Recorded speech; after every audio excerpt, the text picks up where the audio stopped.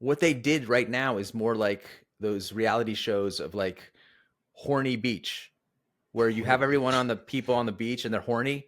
And then Oh, after really? you start to get to kind of know them, you know what I mean? Folks, on this Big Boy Pants Golf podcast episode, again, I've brought back by popular demand, Jake from 54 Live. This is flavor of love up in here.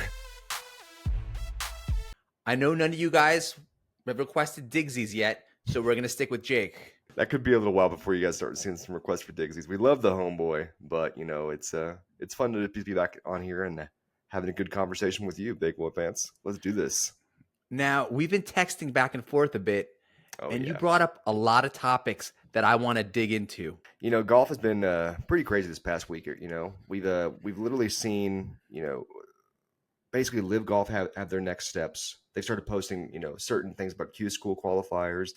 We've seen a PGA Senior Championship where a past PGA champion has had quite some problems with the golf course. We're seeing certain things where, the Good Major, the Good Championship is posted, and they're starting to showcase the qualifying rounds and how those guys are playing out.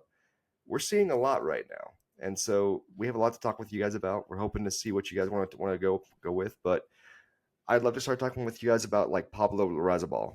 I'm sure you guys are very familiar with him. Pablo Larrazabal finished up and got his second win on the DP World Tour this season, which, if you guys don't know him, he's a player who played in the very first LIV Golf event, ended up getting like 120,000, so he placed pretty well. But then, Kelly kind of came him down and said like, hey, you want to do this? You want to leave? And you know what he did? He said, I'm going to go back to the DP World Tour. Now he's won twice since then.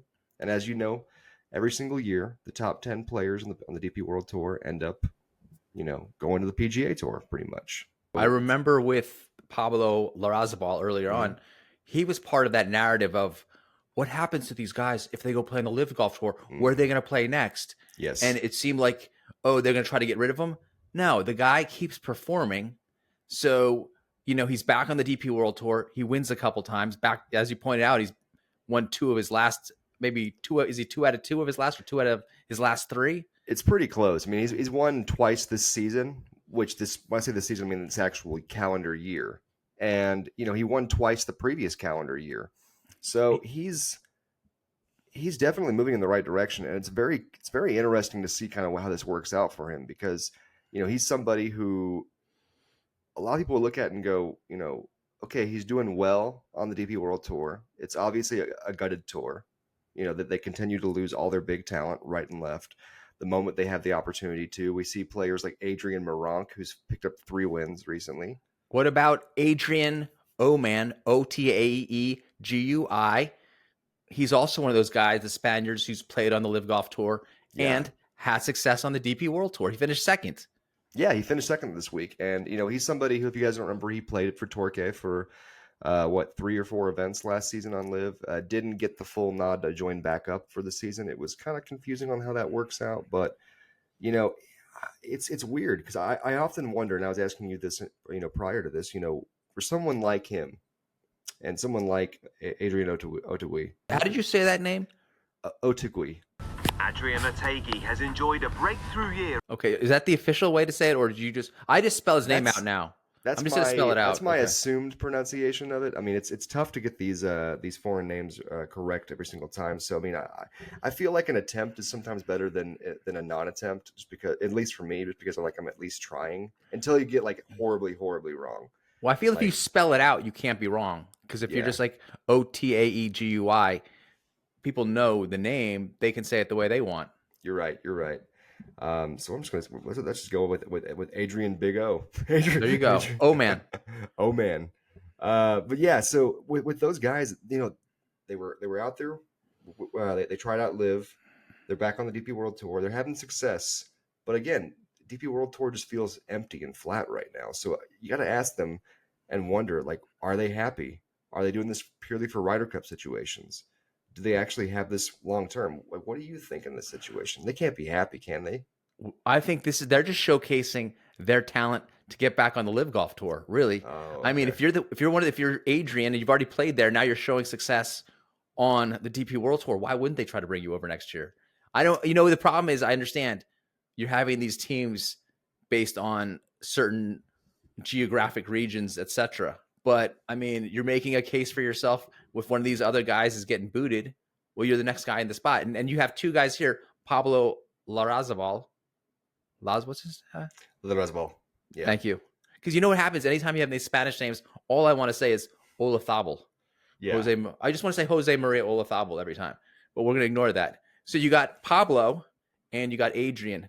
These guys obviously are putting on a show. They are on the DP World Tour, first and second. And they were like, both were kind of getting, especially Adrian. He was one of those guys of who's he? And now he's becoming he's who he is type guy. A more recognizable name. And it's kind of a situation of medium-sized fish, smaller pond, you know, where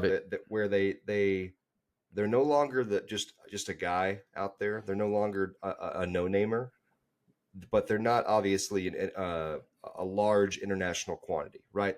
They're not they're a koi fish. Like you have fish. A pond, you keep koi in it, but you're not in the ocean and you're not in the lake. Right. That's how small the DP World Tour is. It's now a koi pond. But continue. I mean, it really is. It really is, because every single season we see the best talent on that tour just ride off into the sunset and leave, and it's sad because you end up with this mediocre product that's not actually what it should have been. No one's sponsoring that. No one's sponsoring. I mean, how long until Rolex pulls out and they're no longer the Rolex Series event? They're now the Fossil Series. The blue Fossil watches, the ones you get for like $70 on sale at Macy's. Continue. The great value Rolex Series event or whatever, you know what I'm saying? Point is that Pablo's in a weird situation and Adrian's in a weird situation because they are known assets who are building their brand, they're building their name, they're building their value.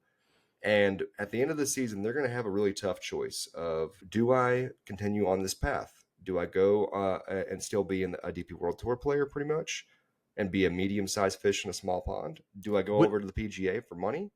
I think these guys, your thing is you're definitely not on the DP World Tour next year. Right. You're definitely going to go to the PGA Tour and run that scenario out.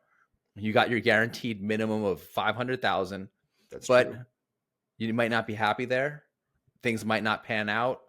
You might be, obviously, you're basically on the DP World Tour Plus Tour if you're in the non-designated events, right? Right. Yeah. Because I mean, that's the truth. Because next season's the official start of pretty much PGA Tour 1 and PGA Tour 2. And if you're not in that top 70, I mean, what are you going to do with yourself? You going to just put your finger in your nose and cry for a whole entire year? I don't. It's another year of a proving ground. Whereas your ideal scenario is you try to get over to LIV, and you got a greater percentage of chance of staying in that tour because there's only the bottom 4 guys are relegated. Yeah, and more than that, I mean, as we saw, LIV finally posted official. We thought initially the promotion and relegation event was going to be just the bottom 4 guys in LIV and the top 4 guys in the International Series Tour event. And they straight up said, no. We're gonna do this a little bit differently. And they opened the floodgates. Our friend LIV Enthusiast posted the actual rules for this, but there's like 16 different categories, and it's insane how many options there are for guys like Pablo, who actually, if he wanted to, has every right to compete in this. Now, granted, I mean it's a 1 in 4 spot, but it's a 1 in 4 spot for a minimum 1.6 million, right? That's like the bottom spot money for a LIV Golf player for an entire season. It's like 1.6 million is what somebody online was talking about. Oh, exactly. Well, you finish last at each event. You basically pull a Siwon Kim. You get 120 grand for 14 events. Yeah, and that's a pretty good day. I'll take that every day of the week and twice on Sunday. You got basically, you're playing a pro-am and 3 rounds of golf in exotic locales. You're absolutely right. And the cool thing is that LIV, when you're at the events, you've seen it, they have the 5-foot poster of your face. So it's a situation where, you as the player are getting your face showcased, your name showcased. And even if they show 3 shots of you on a LIV Golf event, that's infinitely more than what you would normally get on a DP World Tour event. How about Adrian Oman? Yeah. The event he won last year, he did. They didn't feature him at all. That's right. That was during the height of the anti-live oppression movements, and you're right. He actually won an event while he was still competing um, in live golf events at that point in time, and he won a DP World Tour event. And you're right, zero broadcast to him whatsoever. So it's kind of been funky because him and Pablo have been kind of treated with contempt in a way by their own tour, despite the fact that they said, "Hey, no, we do want to stay here. We want to stay here." And I just don't know what it looks like long term. So these two guys are players that we may see signing up for that Live Q School event at the end of the season, which I'm excited for because they're going to broadcast it. Who are some of the guys that you think will be signing up for this Live Q School from the PGA Tour? So if you guys look on the section about that, they have the rules about like who can sign up, and it's anyone who wins a PGA Tour event or a DP World Tour fully sanctioned event in the past season, so the 2023 season.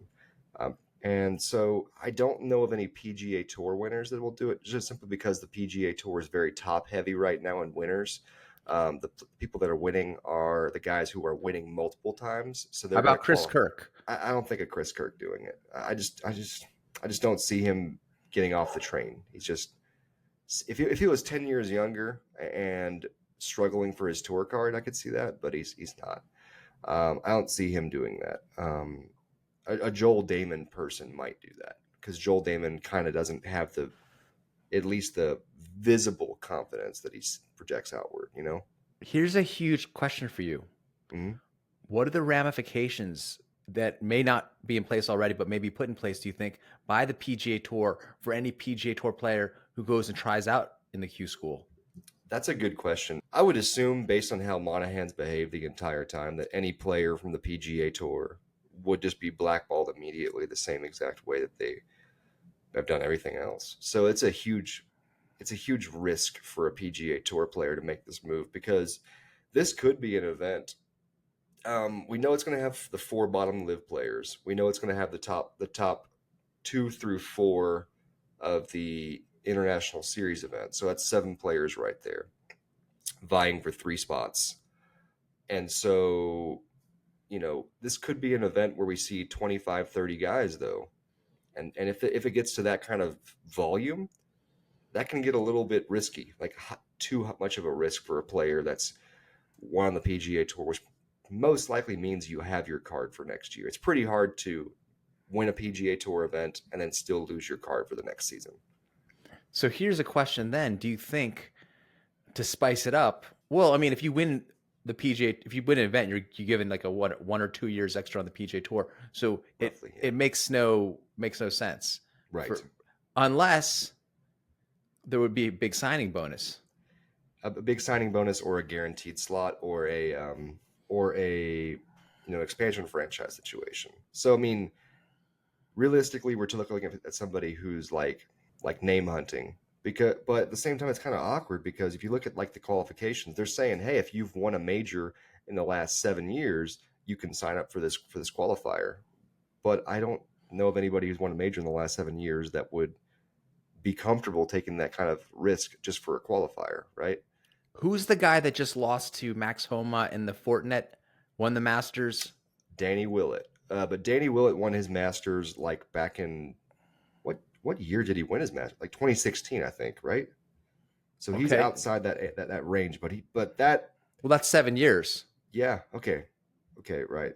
So it's pretty close to that line, but I don't think that he's actually allowed for that one. But that's the kind of person that something like this could possibly attract. Somebody who kind of blew it, has a name value, but doesn't exactly have like the long-term longevity status that what's available to other players, right? He's not finishing at all in the top 70, so he's not going to be on PGA Tour 1. And let's be real, the players on LIV are making more money than the main players on the DP World Tour, right? Correct. I don't see Pablo making more money than Siwon Kim. But what's interesting is, so these guys compete to get into LIV, right? But how does that affect you have Torque and they have one type of group of guys from one part of the world. You have other guys from different parts of the world. Now you've got to shoehorn these guys into these teams where this is the UK team, for example. Yeah, I'm very nervous about that because you're right. The idea with Live is identity politics and being able to form like a cluster around your bros, your team. And so I think Torque will be completely safe. I think at the end of the season, I don't see Puj, Munoz, Mito, Waco having any trouble, right? So they're not really in jeopardy. A lot of the American teams do have a couple guys that are a little low right now. So we're talking about Smash has Chase Koepka, who's still in the red zone, despite having the hole in one, still in the red zone. And then, of course, the High Flyers still have James Pyatt, who's still in the red zone. So the cool thing is the American teams are a little bit more flexible about their identity, I think, because it's centered around the captain and not so much around the nationality. So if like those two struggle and don't make it back up, I don't think it's as big a deal as say an issue with like the Latin American teams or the English teams or Well, it's going to happen at some point, right? Inevitably, you're going to have, let's say, for example, we're halfway through the bottom four, and this might not be totally correct. You got Siwon Kim, that one's correct. You've got Chase Koepka, I believe that's also correct. Yes. Is it James Piet is also there? James Pyatt, Chase Koepka, Wiesberger. Who's the fourth? I don't know. Wiesberger's pretty close to it, and then there's also GMAC can't be doing well either. Yeah, he's pretty low, but he's not that low. And then the other one that's like really scary low is Abraham Answer. He's very low for whatever reason. Insane because he won the Saudi International. Yeah, he beat Cameron Young, and then has just not been present ever since. I don't know what's up with him. I'm scared for him right now. I'm confused. This is the guy I had high hopes for. And this is the guy who came in to live, a top 25 player in the world. He's also a guy who, was in the Masters. He's getting into these big events. So, but at some point, inevitably, you're going to have these guys go off. And imagine you get 4 Spanish guys coming in. You've got to fit them into teams. You do. And it becomes kind of a question mark of how do you keep with the identity or do you just move onwards? And I don't know. I mean, I love the idea of the brands of the Fireballs being the team of the Latin American team, the Spanish Mexican team. I love that. I love Torque being the South American team. I love that. And I think we're going to still see that for quite a while going forward, but obviously over time, certain things will have to shift. I mean, I think Stinger is safe for a couple seasons. But, eventually Schwartzel or I don't see Grace falling off anytime soon, but most likely Schwartzel will be the one that wouldn't keep his status, right? Even though he won the first event. Right. So let's be real. Out of the guys on Stinger, he's the one that, to me, looks least likely to maintain his form for 5 more years. Let's put it that way. Yeah. So, I mean, what happens whenever he can't qualify anymore? What happens there? And I think you're right. I think it'll be very interesting to see what happens with that. I don't think Liv abandons that identity politics idea for you can't because that's the whole model. But you're going to have situations where it's going to be at some point it'll be 2 Spanish dudes and and 2 other guys that are going to have to show in there because maybe you don't get 4 Spanish guys at one point. Inevitably, it'll happen. It's 3, 5, 7 years. You're going to have random teams. Right. You already have it'll be like 3 Asian dudes and a white dude.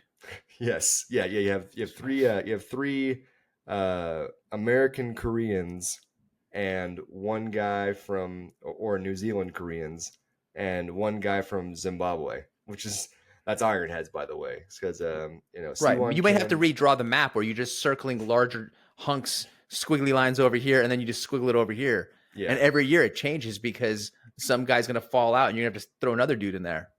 And that'd be pretty crazy to see how that works. But more importantly, it'll be crazy to see if fans can move with that, right?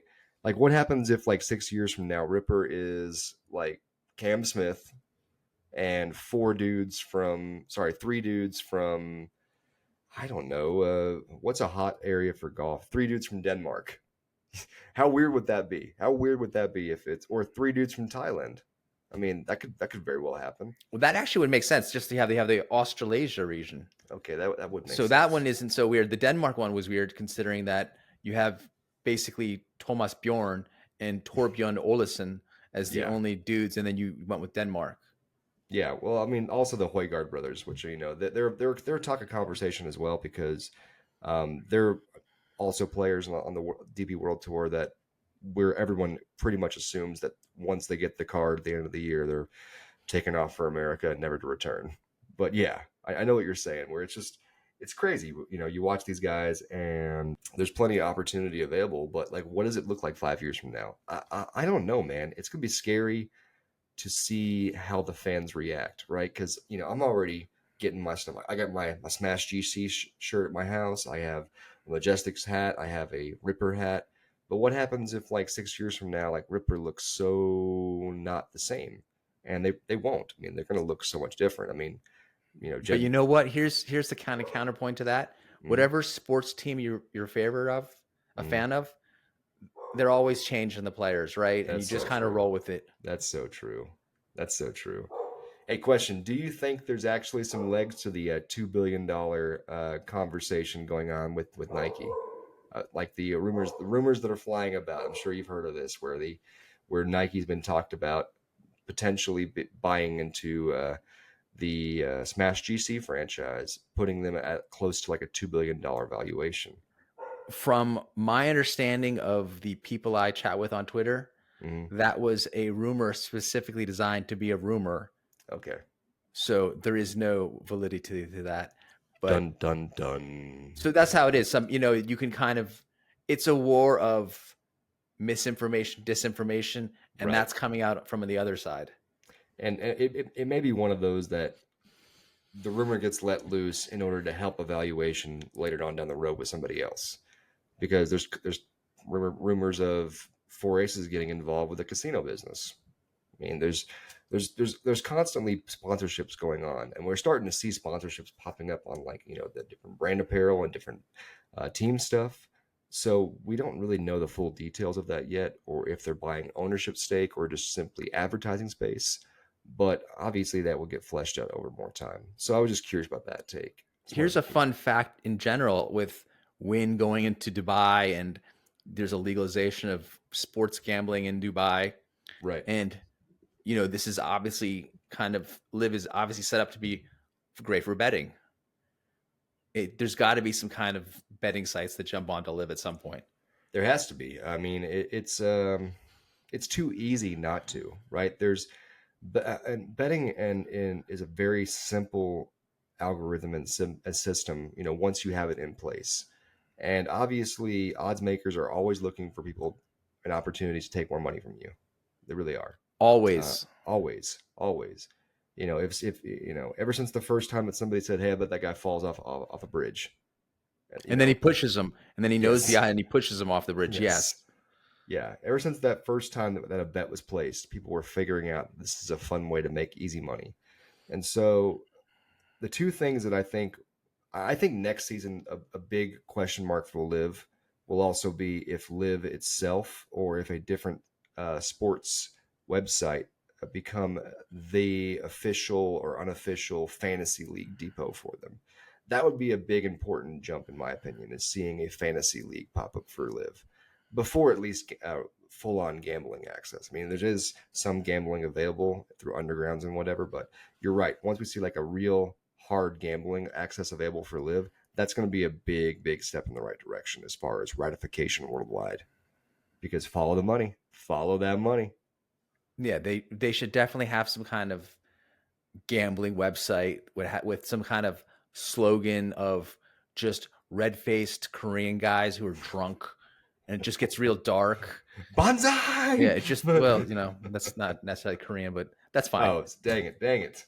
That's close enough, dude. That's all right. No one got offended there. Well, I was thinking of like, like the old shows. Like, you ever watch like the crazy game shows that like everyone's like, okay, we bet on this. And everyone's just yelling for no reason. We just lost all the Asian fans of this show. Damn it. All 7 of them. That's okay. We'll continue moving on. We've kind of sussed this out. I know you brought up the Good Championships. That's also huge because this whole golf YouTube community, we support each other. And if you watch my last video, me versus James Robinson Golf, we also Yes. sometimes have beefs. Okay. But take me through the Good Championships. What's going on and what's moving forward in the next few weeks or few months? Yeah, so obviously it was big news, big hype for it. We had like a month and a half of build up for it. You know, people were sending in like crazy, like, "Hey man, can I play in this? Can I play in this? Can I play in this?"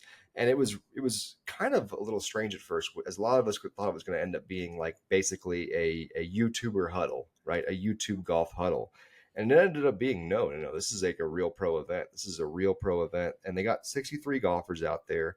They did bring along about like 7 or 8 YouTube personality golfers, guys who are still what we call pro golfers as far as handicap and ability go, but they're still YouTubers first and not pro golfers second. And I'll tell you what, out of the 63 players, there were about seven YouTubers, players like Luke Peavy. I don't know if you may know him from this channel. Oh, I do. I've seen him. I've seen him yeah, play Zach. hardcore matches against Mr. Short Game Golf. He's been on that And channel. Yeah, and he's been on with George Bryan, been on there with Zach Radford. Zach Radford was also out there. And then we had a couple good athletes. You know, Ben Haddon was out there. Brad Dahlke was out there. And then you also have, Fat Perez, to round things out. And it was, many of us were very, very, very, curious to see, like, because the format worked as the 63-man field had the very first round. What's going to happen? Who qualifies? Who doesn't qualify? Top 12 qualify. Everybody else goes home, and you don't get paid if you don't get paid if you don't make the top 12. And it was super impressive. We had some low rounds, but I'll tell you what was crazy is the YouTube golfers got their salad rocked, as opposed to salad tossed. Yes. So that would be the opposite of that. Exactly. I mean, like one sounds like a great way to get a Caesar salad. The other one is like, hey man, like your bowl is on the wall over there. Like you going home. They're going home. Every single one of them just got absolutely trounced, bounced, and just demolished. I mean, does that defeat the purpose of kind of having it a golf YouTuber thing when you bring in this outside talent almost, and they guys are just destroying you? Yeah, I think there's positives and negatives to it, right? Because the Good Championship was kind of, to me at least, vocalized in the videos as being like a big event for the YouTube community of golf, right? Which is a totally different sphere and world from touring pro golf, right? At least the way I feel about it. It's a way where people are taking it seriously while not being serious, happy while not being happy, doing funny stuff, maybe eat 85 tacos on the course like Bob Does Sports does or whatever. And it was very interesting to see that first off, 4 under did not qualify you. 4 under got you into a playoff. 5 under was a safe score in that 63-man field. And we just saw every single YouTube personality just get absolutely trounced out, to where all the guys that we actually had a real connection to or knew, we found out weren't good enough, at least that day. I mean, now you have guys who aren't pro golfers because you're in this little tournament, right? But you also don't have the personality of the YouTuber that drew people in there in the first place. And you're right, because a lot of us were tuning in to like, hey, can Fat Perez do this? Hey, can Brad Dahlke and Ben Haddon hang with these guys? And you're right. So Luke Peavy's fans, I'm sure, were just super excited to see him there because he was the 63rd man, the last person announced. And so when we see this happening, you're right. It's kind of like letting the air out of a fart. It's kind of like farting and like waiting for the smell. You're like, okay, like this happened. Well, doesn't that tank the next round? Because now you have no vested interest in these guys, and it becomes like, I wouldn't watch a Corn Ferry Tour event. Yeah, and the person with the most outside influence clout on this event now is Mark Baldwin. Which Mark Baldwin, if you guys watch the Fire Pit Collective, they did a series called The Grind, which is basically kind of like a lower tour version of full swing for the PGA. They featured Honestly, him. the fact that you brought up the Fire Pit Collective Yeah, on Big Boy Pants Golf, knowing how I feel about Alan Shipnuck, I know. why? I did it because it's a thing, and I'm just trying to explain to that this is how low the overall clout is of the players that qualified, and they're great players. They're great players. We know they're great players, but I'm just trying to showcase to you and to the whole Big Boy Pants Nation just how low the overall clout factor is for the players that are in. A guy who was featured on a direct to YouTube series documentary Is the star, is the big name. is the big name, is the big name draw, Thereby left in the field. effectively shutting it down. I mean, Yes. you have Justin Suh, who's on the PGA Tour now and doing pretty well. But when he was on the Korn Ferry Tour, I mean, you're We still all a know great he is. player, but no one cares. Yeah, exactly. And the messed up part about the Korn Ferry Tour is that the difference between a Korn Ferry Tour player and a PGA Tour player is literally a weekend. It's literally the right weekend at the right time. Will Zalatoris proved that. He just went from, you just pop over and all of a sudden you go from a top player on the Korn Ferry Tour to a top player on the PGA Tour. Yeah, all it takes is just a weekend. And with this event, you knew.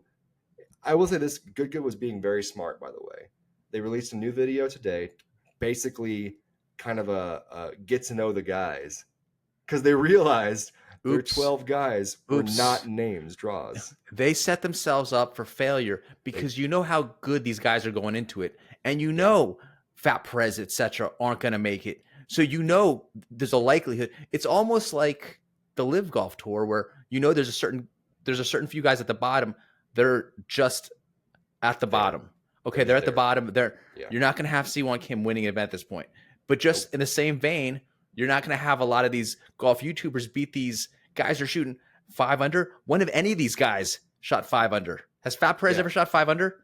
I mean, no. Okay, there you go. Yeah. So you already can see, like, in terms of your handicap level, you're going into this eyes wide open, being like, this guy routinely shoots 67, 68s. I routinely, on my best day, break 80. It's a whole different level. And not only that, I mean, you're right. Most of the guys that were in that field have realistically a handicap of about +6 to +7, versus the YouTube guys probably have a handicap around +3, which may not sound like much. That's a huge difference.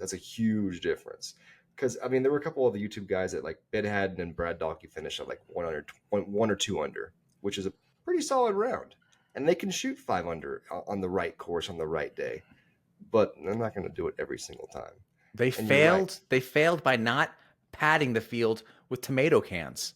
Exactly. That too. Yeah, you should have. They should have. If they had made this an open invite YouTube event where they just picked up all the random YouTube players out there and gave us invitations out there, all of a sudden they have, like, the guy that people know making it through, and that's what you really want. You don't. Nobody knows these guys that are in this event. We saw some good golf from them. We don't know them. We don't. The qualification should have been, you had to be a YouTuber who had, like, let's say 20,000 subscribers. No, I would say, because the subscriber thing is just ego thing. Now you just do shorts. It doesn't matter anymore. So you'd have to do something like, you have 10 videos with 50,000 views each. So you'd have to have, like, some kind of formula. Like, show us the 10 videos you have that have this minimum views, to show that people are watching and have enough of a vested, to basically show that people give a crap about you.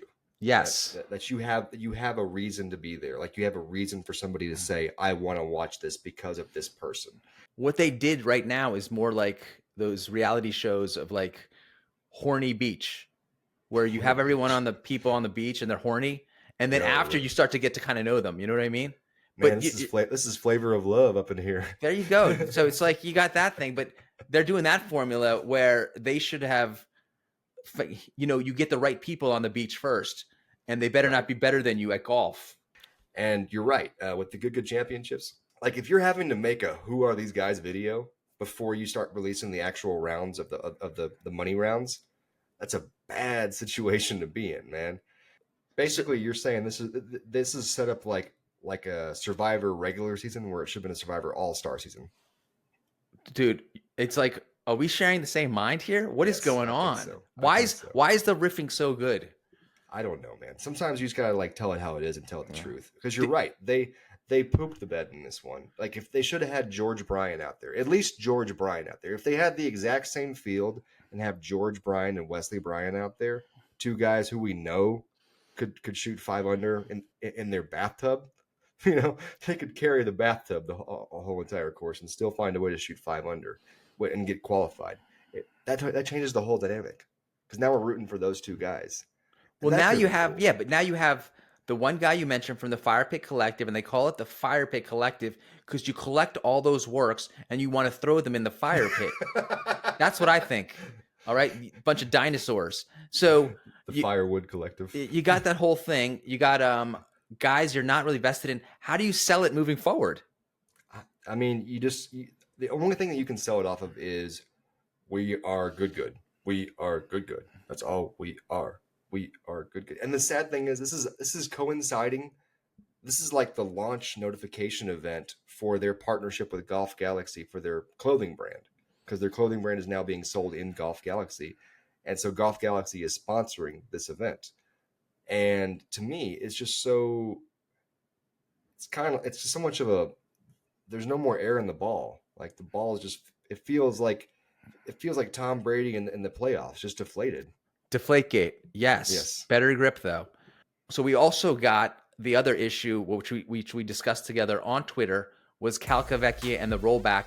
He brings up the point that with the equipments and the grooves back in the day, it didn't change the scores at all. Discuss. Well, and it's even more funny because if you look at it right now, we have two big events that happened this past week. One at Colonial, which is in Fort Worth, and one at Trump National in DC. Two very tough courses that actually have defense, right? And both of the scores, the winning scores, and the majority of the field, not very good. I mean, when it comes to like what we expect of like, hey, we're going to go out there and we're going to play 22 under par, and that's not going to win anything, And it just goes to show you, and I think what Calcavecchia understands as well, is that it's not about the equipment. It's not about the extra 10 to 15 yards. It's about, do you design your course to have defense? And so many of these courses that the PGA Tour is actively shying away from courses that don't have defense. LIV Golf is leaning into it, by the way. They're saying, hell yeah, let's play the course that has some defense. Whereas most of the PGA Tour courses, they're like, our players don't like it because they can't shoot 8 under par, And so that's what I'm seeing more of, is that it's not about the rollback. They don't need to roll anything back. They just need to play tougher courses and grow the rough out, put more trees in. Don't give them, a straight shot 300-yard par 4 on every single course. What do you think on that? I like where your head's at. There's tons of ways to, as you pointed out, make the course play tougher if you want to. It really determines, it's really about what you want the winning score to be, because, when they set up the US Open, it always keeps it around even par. So Right. they have it in mind where like, we do X, Y, and Z. Now you're struggling to make par in every hole. If you stay at even par, you're probably close to the lead. Right. But other courses they set up, it's a birdie bonanza, right? You're like, Yeah. you want to see them shoot lights out, and occasionally one guy will separate himself a little bit more, but everyone knows they have to be shooting 66s, 67s every day, or they lose ground to the field. Massive ground. Yeah. Like you look at the Sony Open, or the Tournament of Champions. The Tournament of Champions, the last couple of years, the winner has been 30 plus under par in 4 rounds. And this is not like a staggered start event like the Tour Championship. This is literally just go out there, and if you don't birdie every hole, you lost. The only thing I would add about this, though, is in terms of the equipment overall, is how easy do you want to make the game for the pros in terms of now every guy there's a wider range of guys who can all hit it 300 yards because Right. the equipment it creates parity on some levels. Whereas back in the day, a guy like, for example, Greg Norman was known as a great driver with the old equipment. But now you increase the size of the heads. Now everyone's pretty good. So you can't really differentiate yourself as much because the equipment, as I said before, creates parity. And now you're only a few degrees maybe better, whereas before maybe you're 20, 30% more based on your skill. I think you're right. The drivers overall are so much more forgiving now, where you can be a lower quality ball striker, and still be effective or not lose a billion strokes. I love Cam Smith. I love Cam Smith. Cam Smith probably 15, 20 years ago wouldn't have been a mainline tour player because of his just ineffectiveness with the driver. Well, I like how you said you loved him twice. I knew you were going to say something negative after Yeah, that. you have to. You have to Right. when you say it like that. You have to. But it's the reality. I mean, he hits more poor drives than most top 20 players I've ever seen in my life. And I think if you really think about it, like the amount of forgiveness and ability to still gain distance with a bad strike on a driver has improved so much over the last 20 years. Well, it allows you to swing a certain way. It allows you to Yes. swing out of your shoes because you have so much more margin for error that you can focus on creating ball head speed. Yes. But Whereas, not only that, but the courses themselves are set up, so many of them are set up to where you're not punished for a 92% fluid swing, right? but this has been a long time, even since remember the first time I heard this phrase bomb and gouge was Oh, back in yeah. the VJ Singh days. Mm-hmm. So Yeah. pros determined at some point, hey, just smash it out there and hit it with a pitching wedge out of the rough versus a 7-iron from the fairway. You're going to do better. Right. And then once, as you pointed out, you can throw more bunkers in there. You can throw higher rough. You can make it more penalizing so that there's more of a premium on playing from the short grass. They don't do that, and they haven't done that in 20 years. Yeah, and they're even forcing Colonial to like dig up their course and redo things, and I think they're wanting it redone to be easier, which is sad. I mean, it's a Hogan Legacy course, and that's a huge legacy course for the PGA Tour. And when a course shows up and still plays defense like it does 40, 50 years down the road, I love that because it says it was designed correctly. It was designed to be a challenge. You know what? That also takes out guy like a Corey Pavin type guy. Mm-hmm. You're a short hitter, but you're a shot shaper. Mm-hmm. Now, the PGA Tour is not. That's another venue that you're not going to be competitive on. Yeah, if you're hitting 260 straight, you have zero chance now. I mean, the only tour you have any chance on is a few events on the senior tour. We do see Bernard Longer still getting an opportunity on certain senior tour events, but at this point, he's kind of falling off because of guys like Padraig, VJ, Stuart Sink, Steven Stricker. These guys are just, they're 70 yards past him because Langer's losing distance every year. Well, the guy's 66 years old. He's 66 years old. He's still won within the past 4 or 5 months, which is insane. It's insane. But the course they were playing was literally a course like this, where it's not about how far you hit it. It's literally just get the fairway, and that's all you can do. So you're right. More of these PGA Tour courses are not designed like that, and the equipment. So the equipment is better to where players can have a lower strike quality, still get distance, and not be horrendously out of bounds on every single shot. And so many courses don't even have out of bounds anymore.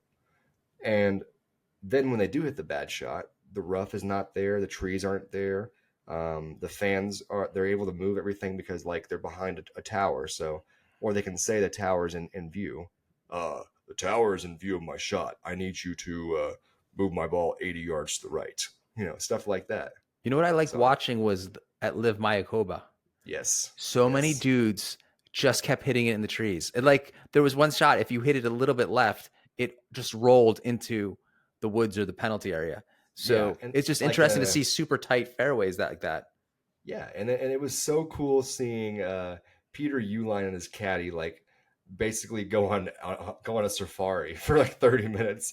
And to Liv's credit, Liv did not cut away. There was plenty of golf going around elsewhere on the course, but Liv was just like, nope, we're going to keep it right here on these guys as they go through their safari. And what they moved like 18 trees trying to get his ball be in play or whatever. When you had so many times, it was exactly as you were saying before. Cam Smith is punching out of the trees. Yes, and or even worse, they have the cenote on hole number 8 or 9, where in that underwater cave. Right. I thought it was the coolest thing ever. Like, because like one player, I think it was Siwon Kim, hit into it. Of course, Siwon Kim would hit into it. It's the one hole on the course you can find. But yeah, it was interesting because that course was one of the ones where Rick Shields obviously pops off on his podcast. He's like, I've never heard of it before. And then lo and behold, it's obviously was holding PGA Tour events from for before 20 that. years. The final topic we want to talk about today is, what do you think about the possibility? Because I know we started off earlier about qualifying for LIV. What about a female qualifying for LIV? Believe it or not, folks, this actually could happen this very next season without any special exemptions or restrictions put in place just to get a woman on tour. So if you guys don't know this, if you look on the qualifying list for signing up for the LIV Golf Q School, they have a thing in place for if you are a winner of a DP World Tour fully sanctioned event. Now, in June 11th, which is like 2 weeks away, the Volvo Scandinavian Open, which was, by the way, prior to last year, a co-sponsored event between Heinrich Stenson and Annika Sorenstam, is a mixed field event. It's an event where both men and women play against each other for a championship prize. Last year, Lynn Grant, a woman, beat Heinrich Stenson by 9 shots. Playing from different tees. Remember that. Playing from different tees. Yes, playing from different tees. But was credited with the win by the DP World Tour. It wasn't Heinrich Stenson. It was Lynn Grant. So she was credited with the win on the DP World Tour, becoming the first woman to win a DP World Tour event. It is a fully sanctioned event that is listed on their main series register. So if this happens again this season, we will have an opportunity for a woman, which has, by the way, so much less stigma in her, like, exploring other options as far as different tours or whatnot, potentially with the opportunity to play in a Q School event for LIV. This is interesting stuff. If she gets into the event, does she play from the same tees as the men? Like Michelle Wie did back, I believe, in 2005 or so, where in the Sony Open, she beat Adam Scott. Yes. And I remember you showed me that article and talking about like what Adam Scott was like. I'm here for one reason and one reason only, to beat Michelle Wie. That's what I'm here for. Well, that's insane, isn't it, when you think about it? Because that was prime Adam Scott, 24, Yes. 25 years old, losing to a teenage Michelle Wie. Yes. And, so don't count this out. This is actually a real possibility. And if I'm a lady golfer and I win that event, the Scandinavian Open, I'm doing this. I'm making this move because you're going to get so much more face time, so much more airtime, news time, everything that's positive about getting your name, your brand out there happens through going for this LIV Golf qualifying experience. Even if you don't do well in it, you're going to win so much more. It's one of those where it's you can't lose. It's essentially a female Michael Block opportunity. Yes, it is. It is a female Michael Block opportunity. Just don't give a bonehead podcast comment. That turns the whole internet against you.